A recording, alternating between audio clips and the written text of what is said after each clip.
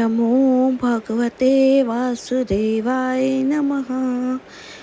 अपरा एकादशी हिंदी कैलेंडर के अनुसार प्रत्येक माह 2 और साल में कुल 24 एकादशी तिथियां आती हैं। प्रत्येक एकादशी का खास एक महत्व होता है और कहा जाता है कि एकादशी का व्रत रखने वाले जातक को मृत्यु के बाद मोक्ष प्राप्त होता है। ज्येष्ठ माह के कृष्ण पक्ष की एकादशी को अपरा एकादशी कहते हैं और इस साल अपरा एकादशी का व्रत 3 जून 2024 को रखा जाएगा।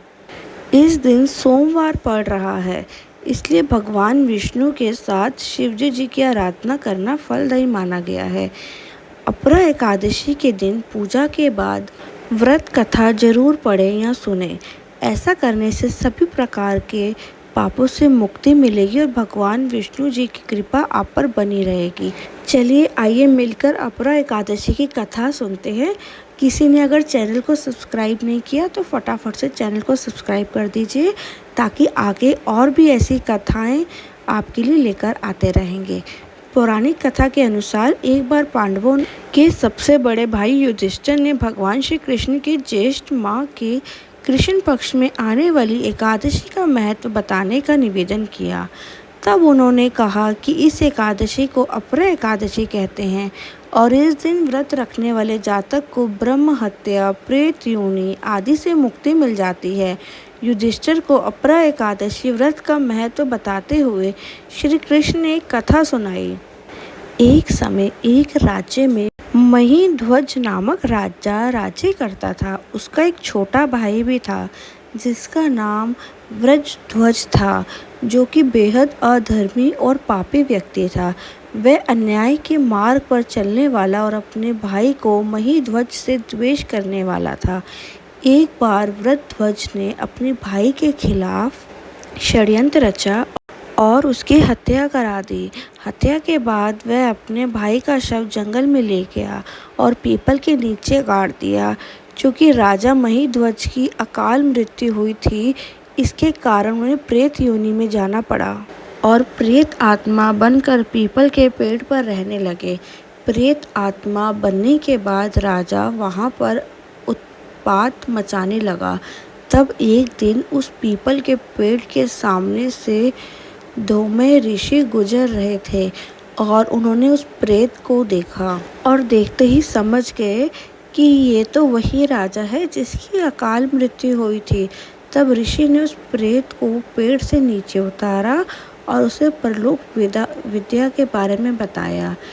ऋषि धौम्य ने उसे प्रेत आत्मा राजा को प्रेत योनि से मुक्ति दिलाने के लिए खुद एक एकादशी का व्रत रखा और भगवान विष्णु की विधि विधान से पूजा अर्चना की, जिससे प्रसन्न होकर भगवान विष्णु ने उनसे वरदान मांगने को कहा। तो ऋषि ने उन्हें विष्णु जी को यह वर मांगा कि उस प्रेत आत्मा राजा को प्रेत योनि से मुक्ति मिल जाए। भगवान विष्णु ने ऋषि के कहने पर राजा को प्रेत योनि से मुक्त करा दिया। इसके बाद राजा ने दिव्य शरीर धारण कर धौम्य ऋषि को प्रणाम किया और पुष्पक विमान में बैठकर स्वर्ग में चले गए। अपरा एकादशी के व्रत के प्रभाव से ब्रह्म हत्या, भूत योनि, दूसरों की निंदा आदि के सब पाप दूर हो जाते हैं। इस व्रत के करने से पर स्त्री गमन, झूठी गवाही देना, झूठ बोलना, झूठे शस्त्र पढ़ना या बनाना, झूठा ज्योतिषी बनना तथा झूठ वैद बनना आदि सब पाप नष्ट हो जाते हैं। जो क्षत्रिय युद्ध से भाग जाए वे नरकगामी होते हैं, परंतु अपरा एकादशी के व्रत से वे भी स्वर्ग को प्राप्त होते हैं।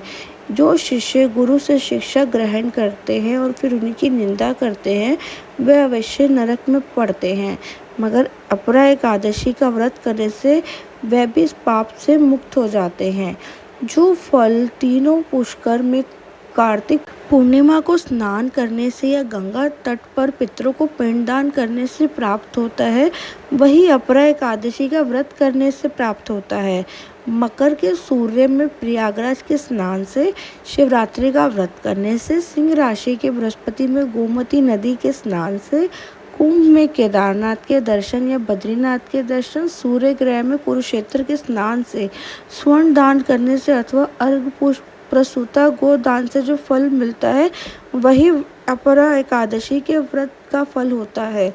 यह व्रत पाप रूपी वृक्ष को काटने के लिए कुल्हाड़ी है, पाप रूपी ईंधन को जलाने के लिए अग्नि, पाप रूपी अंधकार को मिटाने के लिए सूर्य के समान, मृगों को मारने के लिए सिंह के समान है। अतः मनुष्य को पापों से डरते हुए इस व्रत को अवश्य करना चाहिए। अपरा एकादशी का व्रत तथा भगवान का पूजन करने से मनुष्य सब पापों से छूटकर विष्णु लोक को जाते हैं।